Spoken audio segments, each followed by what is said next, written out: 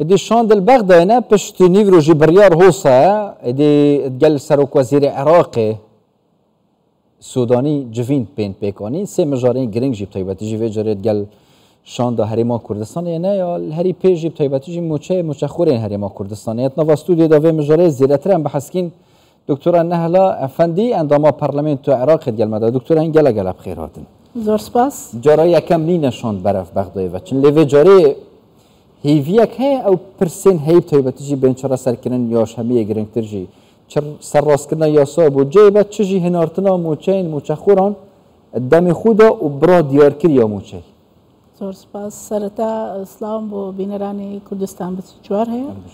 سبارت بسردانکانی وفدی کردستان بو بغداد و بپیچوانه و وفدەکانی بەغداش ئێستا چرتر بوویتەوە بۆ سەردانیان بۆ هەرێمی کوردستان شێوازێکی یاساییە سەبارەت بەوەی کە هەرێم پەیوەندی لەناو بەشێکە لە عێراق و پەیوەندیەکانیان بەردەوامە لە سەرەتا ساڵی 23ەوە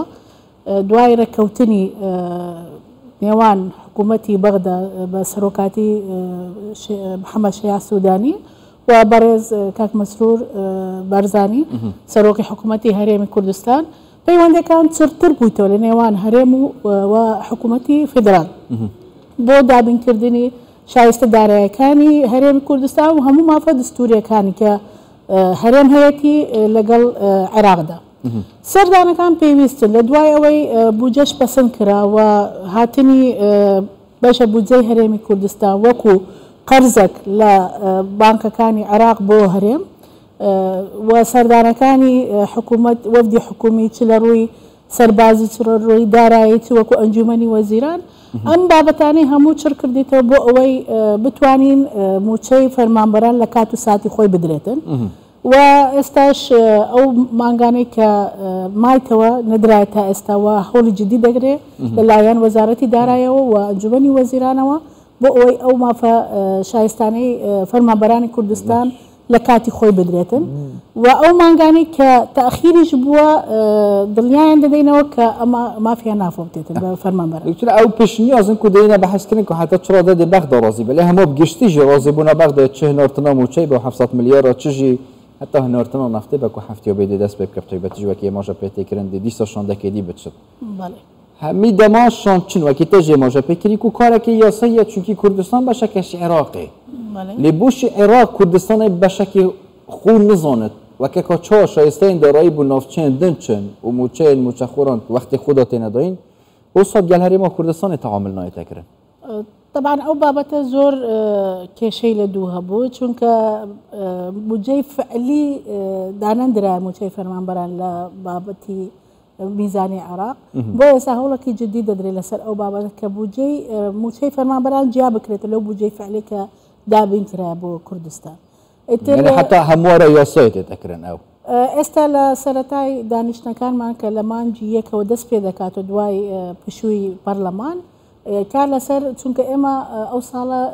میزانی 3 ساڵمان پەسەند کرد بۆ بەعام لە بۆ عێراق و کوردستان 23 و 24 و 25 بەڵام ساڵانە دەتوانین لە هەندێک بورگە و بابەت هەموارکردنەوەی لە بۆ بکرێتن و دانیشتنی پەرلەمان لەسەر بکرێت لەسەر ئەم بابەتانە بۆیە ئێستا لە دانیشتەکانی داهاتووە هەروەها لە نامەکانی بەڕێز سەرۆک وەزیرانی حکوومەتی هەرێم کاک مەسرور بۆ شەیع سوودانی کە داوای کردووە ئەو بابەتە یەکلا بکرێتەوە و چەخت لەسەوە دەکرێتەوە کە ئەو موچەیە لە بودجەی فعلی جا بکرێتەوە بۆ تاکو فەرمانبەران لە کات و ساتی خۆیان موچە وەربگرن نەک تاخیر بێتن و ببیتە بۆ شێوازێکی ئێستا هەندێک 1-2 مانگ فەرقمان هەیە لەگەڵ با بڵێن هاوڵاتی هەرێمی کوردستان لەگەر بەغدا بۆ ئەوەی ئێستاش شاندەکە بەسەردان بەردەوامن نزیکەی لە هەفتەی جارێک یان دوو هەفتە جارێک لە ئەنجومەنی وەزیران بەڕێز عومەر سەباح سەردان دەکات لە وەزیر دارایی ئێستا لەسەر ئاستی وەزارەتی نەوتی شەمان شت پێشماوەیەک وەزیر نەوتی عێراق سەردانی کوردستانی کرد لەگە وەفدێکی خۆیان و لێک تێگەیشتنەکەی لەسەر لەگەڵ وەزارەتی نەفتی سامانە سروشتیەکانی هەرێمی کوردستان بۆ ئەوەی ئەو هەناردەکردنی نەوتیش دەست پێ بکاتەوەی هەرێمی کوردستان ئەوەش بابەتێکی گرنگە بۆ ئەوەی چونکە عێراقش زەرمەندێکی گەورەیە لەوەی کە نەوتی هەرێمی کوردستان ڕاوەستاوە بۆ ئەمە بەستە ئەو لێک تێگەیشتانە نزیک بوونەوە هەیە لە دانوساندن لە وەفدەکان چ لە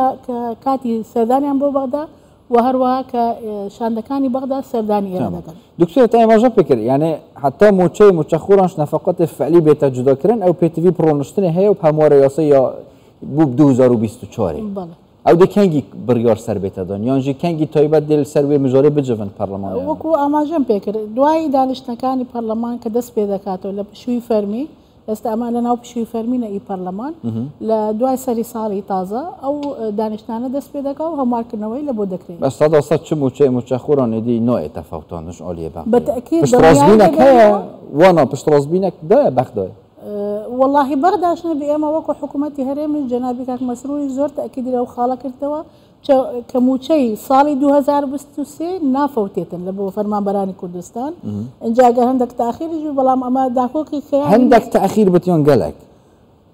لەسەر بابەت ئەگەر هەر کاتێک پارە بێتن لە بەغدا ئەکید موچەکە دابین دەکرێتن بەڵام ئێمە ئێستا کێشێکی تکەمان هەیە لەگەر بەغدا کێشەی لەبەروەی میلاکاتمان فەرقی هەیە لەگەڵ بەغدا